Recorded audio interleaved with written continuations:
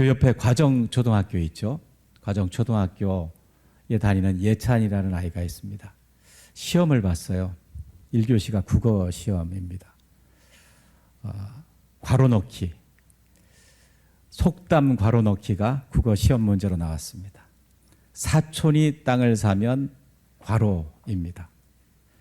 답이 뭐죠? 배가 아프다. 이 속담 별로 좋은 건 아닌 것 같아요. 근데 예찬이가 아무리 봐도 답이 두 개인 겁니다. 사촌이 땅을 사면 두 개를 적었습니다. 답을. 사촌이 땅을 사면 첫 번째 답, 우와. 두 번째, 사촌이 땅을 사면 가본다. 얼마나 인간적입니까? 그죠? 배가 아프긴 왜 이렇게 배가 아픕니까? 가봐야죠. 2교시는 과학 시험입니다. 우리 천재인 예찬이 2교시 시험에도 임합니다. 얼음이 녹으면 무엇이 될까요가 과학 첫 번째 문제였습니다.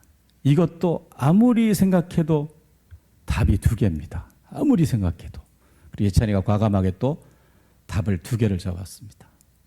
얼음이 녹으면 북극곰이 슬퍼진다. 두 번째, 얼음이 녹으면 봄이 된다. 이렇게 적었답니다. 예찬이의 답이 더 훌륭하죠. 그죠? 사촌이 땅에 사면 우와 가봐야죠. 얼음이 녹으면 봄이 됩니다. 그래서 오늘 우리 성도님들 앞뒤 좌우 보시면서 이렇게 인사해 보시면 좋겠습니다. 당신이 따뜻해서 봄이 됐습니다. 이렇게 인사 한번 하시죠. 당신이 따뜻해서 봄이 됐습니다. 당신이 따뜻해서 봄이 왔습니다. 네. 오늘 귀한 시간에 여러분과 어떤 말씀 나누면 좋을까 생각해 봤는데요.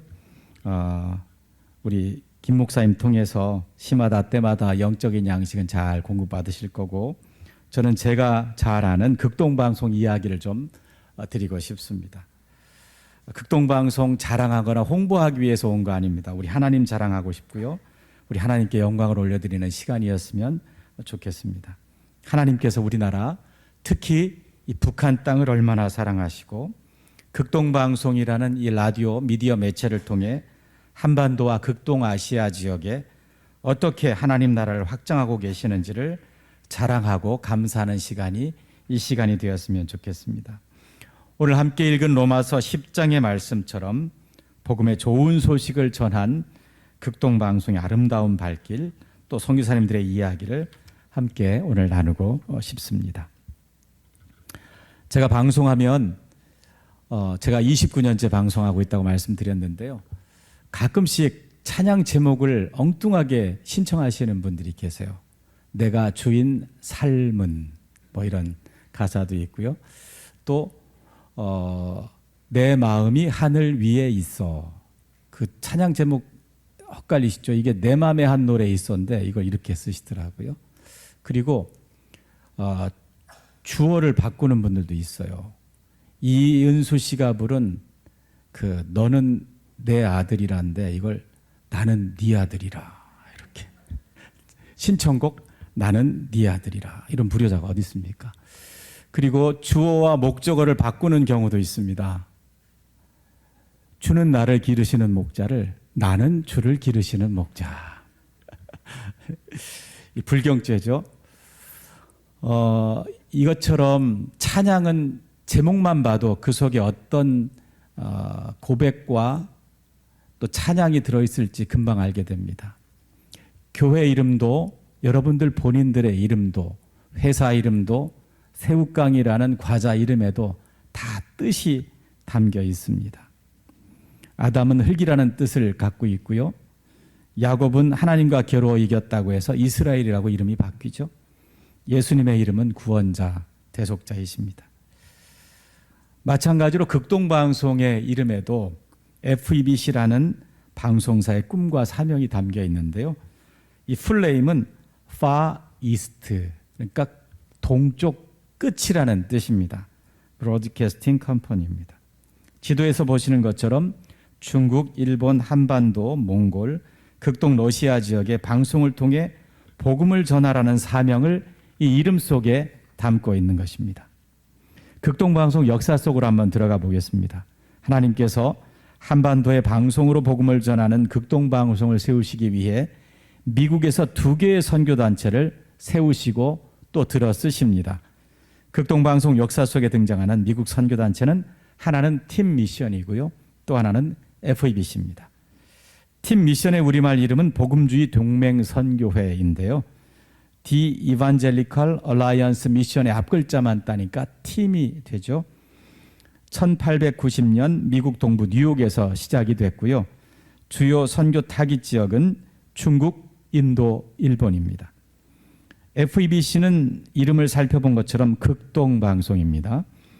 1945년 미국 서부 캘리포니아에서 시작됐고요. 주요 선교 타깃 지역은 중국, 일본, 러시아, 필리핀이었습니다. 그런데 좀 이상하지 않으세요? 여기에 뭐가 빠져 있죠? 한국이 빠져 있습니다. 이분들에게 주요 선교 관심 지역이 한국이 아니었습니다. 1순위가 아니었던 거죠. 하지만 역사의 주관자이신 하나님께서는 방향을 한반도로 틀으셨고 공산화된 중국과 러시아, 북한 그리고 2차 대전의 패전국인 일본에 안정적으로 방송을 복음을 전하는 통로를 한반도에서 여셨고 그 은혜로 우리 남한 땅에도 방송을 통해 복음을 전해지게 됐습니다. 먼저 팀 선교부가 어떻게 우리나라에 방송사를 세우게 됐는지 한번 알아보겠습니다. 이 역사 이야기에는 하나님의 세밀한 계획을 알게 되는 은혜가 함께 있습니다. 극동방송 역사는 팀 선교부와는 이 극동방송과 전혀 관계가 없었던 2명의 하나님의 사람들의 운명적인 만남에서 시작이 됩니다. 한 분은 강태국 목사님이신데요. 1904년생 제주도에서 출생하셨습니다. 일제강점기에 신사참배 반도로 옥고를 치르시고 47년 해방 후에 미국으로 유학을 떠나서 밥존스 대학교에서 신학 박사학위를 받으십니다. 귀국해서 세문안교회를 담임하셨고 한국 성서대학을 설립하십니다. 또 한 분은 미국 플로리다에서 상업방송을 운영하고 있던 탐 왓슨 장로님인데요. 이 2분은 3번의 극적인 만남을 통해 동역자가 됩니다. 강태국 목사님의 회고록 일부를 제가 읽어드리겠습니다. 1950년 8월의 어느 주일이었다. 나는 밥존스 대학교 교정에서 미국 신사 한 사람을 만났다. 그는 내가 한국 사람이라고 하는데 퍽 호기심을 가졌다. 그는 나에게 빨리 노스캐롤라이나 몬트릴에 가서 빌리그레함의 설교를 듣자고 했다. 나는 그의 승용차 뒷자리에 앉았고 앞자리에는 그의 부인이 있었다. 도중에 나는 그에게 물었다. 당신의 직업은 무엇입니까? 나는 방송을 하고 있습니다. 그렇습니까? 그러면 당신이 한국에 가서 복음방송을 시작해 주십시오. 우리나라에는 복음방송이 하나도 없습니다. 라고 했더니 그는 묵묵부답이었다. 우리는 목적지에 이르기까지 아무 말도 하지 않았다. 그 후 2주일 뒤에 어느 수양회에서 내가 설교를 하게 됐는데 우리는 다시 만나게 됐다. 그는 내 설교를 유심히 들었다. 우리는 또 아무 말도 없이 인사만 하고 헤어졌다. 그러나 그때로부터 1년 후 1951년 10월 내가 귀국하려고 화물선을 타기 위해 샌프란시스코에 와서 그를 다시 만났다. 나는 너무 반가워서 어디로 가십니까? 나는 한국으로 돌아갑니다. 라고 말했더니 그는 당신이 작년에 나보고 한국에서 복음방송을 시작하라고 하지 않았습니까? 나는 일본으로 갑니다. 일본의 가족들을 두고 나 혼자 한국에 가려고 합니다. 우리는 같은 배에 동선했다. 그리고 그는 말했다. 내가 작년에 차를 타고 가면서 당신이 나를 한국으로 오라는 간곡한 청을 했을 때 나는 아무 말도 대답할 수가 없었습니다. 왜냐하면 그것은 너무 천만 뜻밖의 요청이었기 때문입니다. 그러나 그 다음 주일 수양회에서 당신이 외치는 호소를 듣고 나는 밤새도록 울었습니다. 그리고 나는 한국으로 갈 것을 결심했습니다. 왓슨과 나는 전에 알던 관계도 아니고 또 누구의 소개를 받아 교제한 일도 없었다. 전혀 모르는 사람이다. 오직 하나님께서 만나게 하셨다. 하나님께서 나를 왓슨의 승용차로 보내셔서 이 일을 이룩한 것임을 믿는다. 오직 하나님께 감사할 뿐이다. 이 탐 왓슨 선교사님은 강태국 목사님의 회고록처럼 51년에 팀 선교부에 가입하고 일본으로 가족과 거처를 옮기고 전쟁 중인 한국에 방송국을 설립하기 위한 준비를 하십니다. 전쟁이 끝난 뒤에 54년 5월 20일에 방송사 설립 허가를 받았는데요. 허가증입니다. 저게 4번을 보고 계시는데 붓으로 적은 허가증에 단기 4287년 5월 20일자로 설립한다는 문구가 있습니다. 2333을 빼니까 1954년이 되는 거죠. 그리고 56년 12월 23일에 인천에서 한국복음주의 방송국이라는 이름으로 역사적인 개국을 하게 됩니다. 초기 방송사 전경을 보고 계시는데요. 인천 앞바다입니다. 초대 국장이 타마슨 선교사님, 처음부터 한국어, 중국어, 러시아어, 영어 4개국어 방송을 했습니다. 이 방송국이 일제시대에 설립된 경성방송, KBS, 그리고 54년에 디캠프 선교사님이 설립한 최초의 민영방송 CBS인 대한민국 세 번째 방송사가 됩니다. 또 한국 땅에서 외국의 청취자들을 대상으로 외국어로 방송하는 최초의 방송사가 극동방송입니다.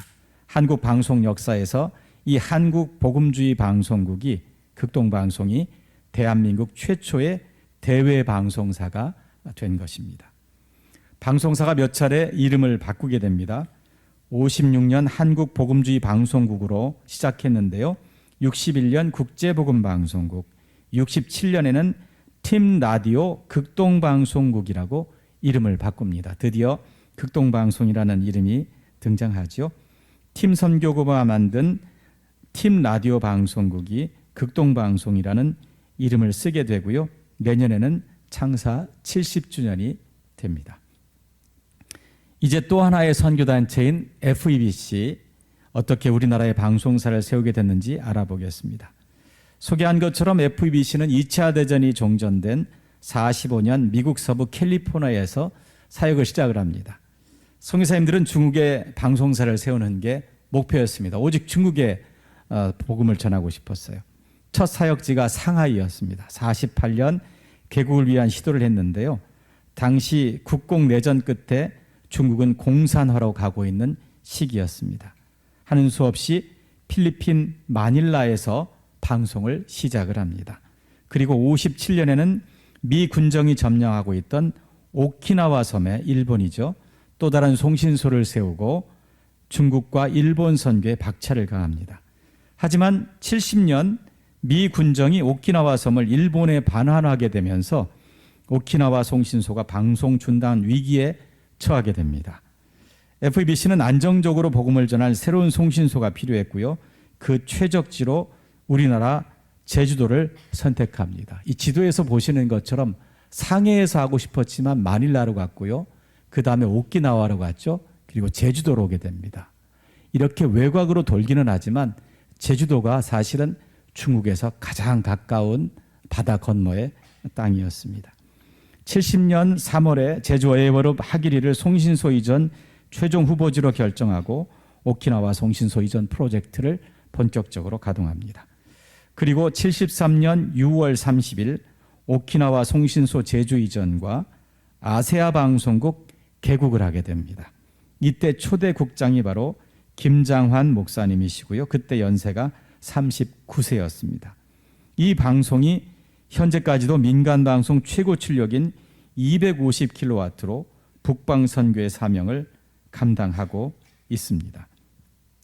서로 다른 방송사, 서로 다른 선교단체였던 극동방송과 아세아 방송은 1976년 10월에 두 선교단체의 대표, 두 분 다 미국인이셨는데요.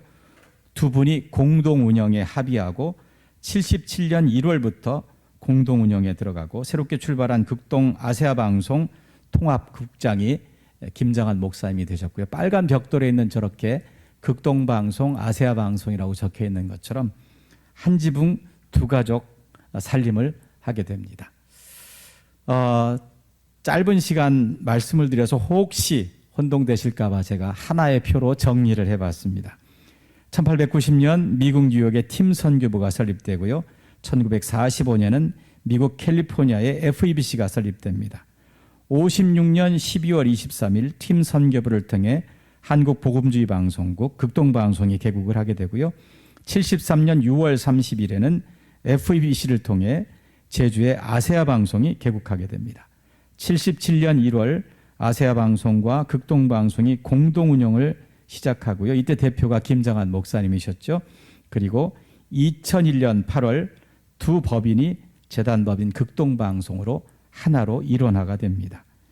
팀 선교부의 한국복음주의 방송국 개국일인 56년 12월 23일이 방송사의 설립일이 되고요. 방송사의 선교 정책과 스피릿은 FEBC의 전통을 현재 우리가 계승하고 있습니다.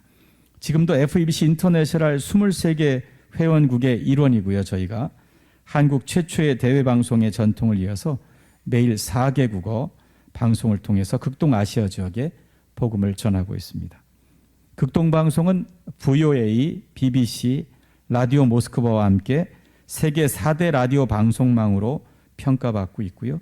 현재 전 세계 50개국에서 260개 방송국과 송신소를 통해 152개 언어로 매일 1571시간의 선교방송을 송출하고 있는 명실공히 세계 최대 선교방송 네트워크입니다. 지도에 보이는 이 붉은색 FEBC 인터내셔널을 통해 방송이 송출되고 있는 지역을 표하고 있습니다. 아시아 전체, 유럽, 일부 아랍 국가, 아프리카까지 방송이 송출되고 있는 것을 보실 수 있습니다. 지금까지 살펴본 것처럼 극동방송은 하나님의 뜻에 순종한 선교사님들의 헌신으로 시작됐고요. 하나님의 사람들을 통해 현재 이루고 있습니다.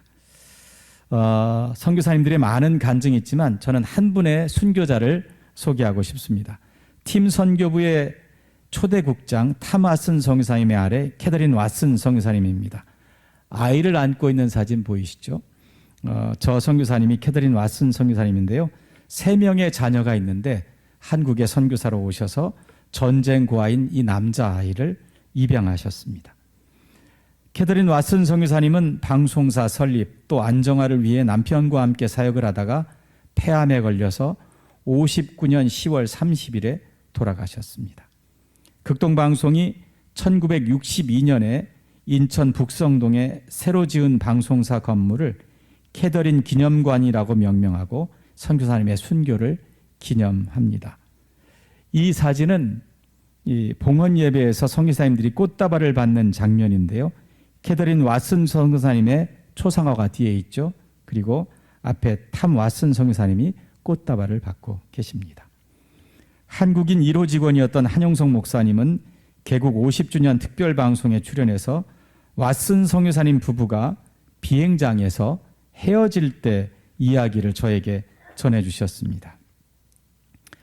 그 당시 서울의 비행장이 여의도에 있었습니다. 저는 선교사님 부부가 이별 인사를 나누는 모습을 곁에서 지켜봤습니다. 함께 미국으로 가지 못하는 탐 왓슨 국장은 많이 미안해했습니다. 여보, 내가 급한 일만 처리하고 빨리 미국으로 가서 당신을 돌보겠소. 미안해요. 가서 치료 잘 받고 있어요. 아니에요. 아직 할 일이 많은데 당신은 사역이나 신경 쓰세요. 내가 치료받고 건강해져서 다시 이 땅으로 돌아올게요. 걱정하지 말고 기도해 주세요. 이 대화가 선교사님 부부가 나눈 마지막 대화였다고 목사님이 말씀해 주셨습니다. 한 목사님이 그때 80세가 넘으셨는데요. 반세기나 지난 타마슨 선교사님 부부의 이별 장면을 전하면서 뜨거운 눈물을 흘리셨습니다. 그리고 후배 사역자인 제게 이렇게 당부하셨습니다. 잊으면 안 됩니다. 극동방송은 이분들의 순교로 피어난 꽃이라는 것을 꼭 기억해야 합니다. 오늘 대양교회 성도님들과 이 극동방송 역사를 이루고 있는데요. 하나만 더 말씀을 나누겠습니다. 바로 북한 사역입니다. 하나님께서 분단된 남한 땅에 극동방송을 세우시고 69년 동안 2개의 AM 방송, 인천에 세운 방송, 제주에 세운 방송, 그 2개의 방송을 통해 북한의 지하교회와 성도를 돌보셨고요. 2000년대 이후에는 또 FM 방송을 세우게 하셨습니다. 현재 우리나라에서는 AM 방송을 거의 청취하지 않죠. 우리 다 FM으로 듣죠. 하지만 북한과 중국, 러시아 등에서는 여전히 AM 방송이 아주 유용합니다. AM 방송은 멀리 보낼 수 있습니다. 극동방송은 2개 AM 채널을 운영하고 있는데요. 서울은 인천에서 시작해서 시흥을 거쳐서 지금은 안산시 대부도로 송신소로 옮겨 100kW로 방송을 송출하고 있습니다. 우리 부산 극동방송 출력이 1kW입니다. 이 서울 극동방송 출력이 100kW고요. 제주에서 73년에 개국한 방송은 그곳 한 군데에서 계속 방송하고 있는데요. 6개의 안테나로 출력 250kW로 선교 방송을 송출하고 있습니다. 250kW니까 얼마나 센 방송사입니까? 북한과 중국, 극동 러시아 지역에서 접할 수 있는 유일한 복음 방송이 바로 극동방송이고, 극심한 억압 속에서 신앙생활을 하고 있는 이들에게 극동방송이 말 그대로 생명의 젖줄 역할을 감당하고 있습니다. 고천의 생명줄 던져 한번 보여주시겠어요? 이게 동북 삼성에 있는 중국의 조선족 동포가 생명줄 던져 구원의 줍소서라고 자수를 해서 손수건에 보내준 그런 눈물의 호소를 보실 수가 있습니다. 최근 들어서는 저희가 FM을 통해서도 방송을 송출하고 있는데요. 북한으로 도달할 수 있는 휴전선 인근에 집중적으로 저희가 FM 방송을 개국하고 있습니다. 영동 괴방산 FM 송신소를 통해서는 동해안 북쪽 지역과 금강산, 서울 극동방송 관악산 송신소를 통해서는 개성, 해주에서도 깨끗하게 방송을 들을 수가 있습니다. 또 황해도 앞바다인 백령도에 FM 중계소를 설치해서 북한 서해안과 서해바다의 어선과 공해상의 선박들에게 23년에는 재작년이죠. 울릉도에 FM 중계소를 세워서 역시 동해안 지역과 동해상의 북한 선박들에게 맑고 깨끗한 FM 방송으로 복음을 전하고 있습니다. 또 극동방송은 통일된 북한 땅에 직접 방송사를 설립해 복음을 전하기 위한 마스터 플랜을 세우고 있는데요. 남한 땅에 있는 방송사가 우리 부산 극동방송 포함해서 13개입니다. 그래서 한 지사가 하나씩 세우는 프로젝트를 현재 계획하고 열심히 준비하고 있습니다. 또 통일 펀드 조성, 탈북 사역자들을 훈련시켜서 방송사 직원으로 채용하고 있습니다. 하나님께서 허락하시는 그날 우리의 노력과 기도가 열매 맺을 것으로 기대하고 확신하고 있습니다. 그럼 여기서 우리가 부산이 세울 북한 지사가 궁금해지시죠? 우리가 세울 지사는 함흥 극동방송입니다. 동해안을 따라 쭉 올라가면 있습니다.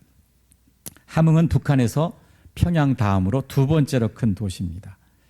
그리고 함흥은 부산과는 역사적으로 아주 깊은 연관이 있는 도시입니다. 부산 출신인 현인 선생님, 유행가 가수시죠. 굳세어라 금수나 가사를 한번 띄워놨는데요. 눈보라가 휘날리는 바람찬 흥남부두에 목 놓아 불러봤다 찾아를 봤다. 금수나 어디로 가고 길을 잃고 헤매었더냐. 피눈물을 흘리면서 일사 이후 나 홀로 왔다. 일가 친척 없는 몸이 지금은 무엇을 하나. 이내 몸은 국제시장 장사치이다. 금수나 보고 싶구나. 고향 꿈도 그리워진다. 영도 딸이 난간 위에 초생딸만 외로이 떴다. 아마 많이 이렇게 가사만 들어도 이렇게 음률이 떠오르실 겁니다. 이 노래의 주인공은 일사후퇴 때 북에 홀로 남기고 온 동생 금순이를 생각하며 피눈물을 흘립니다. 국제시장에서 일하는 금순이 오빠는 영도다리에서 동생을 그리며 통일의 그날만을 기다리고 있습니다. 1절에 흥남부두가 나오는데요. 흥남은 함흥시에 있는 부두 이름입니다. 우리가 여기 이기대 공원 이렇게 부르는 것과 마찬가지입니다. 한국 전쟁사에 기록된 10만 명의 피난민 수송 작전이 바로 흥남 철수 작전이죠. 그때 오신 분들이 여기 부산에 터를 잡으시고 교회를 세우고 국제시장에서 생업을 이어가셨습니다. 이 노랫말에 그게 고스란히 담겨져 있습니다. 이제 통일을 기다리며 우리 부산 극동방송이 그분들의 기도와 소망과 눈물을 이어받아 북한 함흥 땅에 복음방송, 극동방송을 세우는 것을 목표로 삼고 사역하고 있습니다. 함흥을 떠나 부산에 오신 분들은 대부분 천국에 가셨지만 그분들의 기도와 소망을 이루어드리는 날이 가까워오고 있습니다. 오늘 극동방송 전파선교사로 함께 가입해 주시면 여러분의 헌금이 함흥 극동방송을 세우는 씨앗이 돼서 통일의 날을 앞당기게 될 것입니다. 그리고 방금 전에 제가 광고로 봤는데요. 다음 주는 우리 교회가 전도 대상자 초청하는 새가족 초청주일로 알고 있습니다. 극동방송을 세운 선교사님들 이야기를 제가 오늘 해드렸습니다. 덕분에 지금 우리는 부산에서 한반도 모든 지역에서 복음방송을 듣고 있습니다. 이 씨앗이 극동지역 전체에 뿌려지고 있습니다. 누군가의 헌신과 희생이 있기에 가능한 일이었습니다. 우리 성도님들의 전도와 구령의 열정이 10년 뒤, 20년 뒤, 70년 뒤에 어떤 열매로 맺혀질지 그건 상상할 수 없는 위대한 일이 될 수 있을 겁니다. 지금 내 곁에 있는 한 사람, 내가 기도하고 품고 있는 그 한 사람을 초청하고 교회로 모셔주는 일에 열심을 내주시기를 부탁드립니다. 그리고 집에서도 또 차에서도 극동방송을 들으시도록 권해주시고요. 여러분도 들어주십시오. 대양교회와 극동방송이 협력사역으로 여러분의 전도 대상자, 태신자를 하나님의 백성으로 굳건한 영서로 만드는데 함께 힘을 모으겠습니다. 정말 따뜻한 봄이 됐습니다. 우리의 전도와 선교의 열정도 이 봄처럼 따뜻하고 또 생명의 기운으로 힘차게 일어나길 기대하고 또 응원합니다. 극동방송 전파선교사로 가입해 주시도록 말씀드렸는데요. 나눠드린 이 약정서 용지가 있습니다. 이곳에 기록하시면 되고요. 정보를 모르시면 성함하고 전화번호 그 밑에 사인만 해주셔도 되겠습니다. 오늘 가입해 주신 분들에게 작은 선물도 가져왔는데요. 아까 말씀드렸던 극동방송 현재 이사장이신 김장한 목사님, 사모님 트루디 사모님이 59년에 이 땅에 선교사로 파송돼서 오셨어요.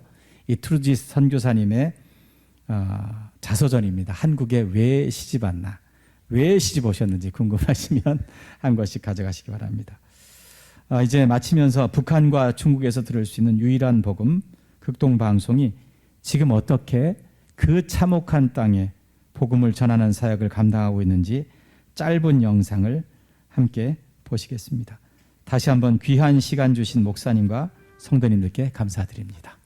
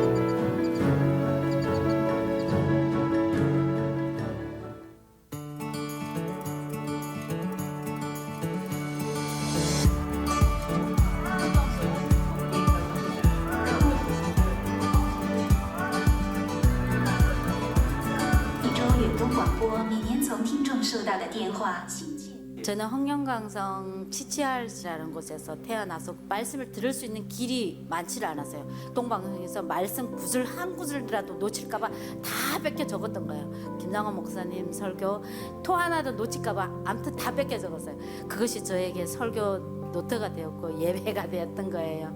저뿐만 아니라 우리 거기에 있는 조선족 모든 분들이 거의 다가 이 방송을 들었다고 보면 돼요. 저희들에게는 너무 큰 도움이 됐죠. 이분이 극동방송을 매일 2시에 일어나서 듣고 해다가 그다음에 어떻게 그 조선에서 알게 됐어요.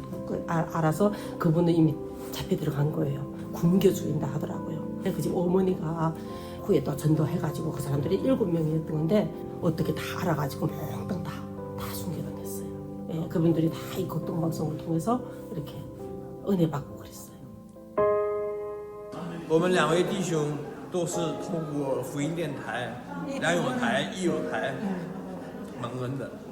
我刚才跟弟兄说，我说我们感到找到了自己的出生地，找到自己的母亲一样，摇篮一样。没有婚台吻就死在最终了。我们也想去让你们去勉励你们电台同工，让他们知道他们的工作不是突然的，在国度当中，上帝一定会。 제가 해군 하사로 한 7년 복무했는데 평상시에는 찬양이 나오는데 그날은 찬양이 안 나왔습니다. 김정하 목사님이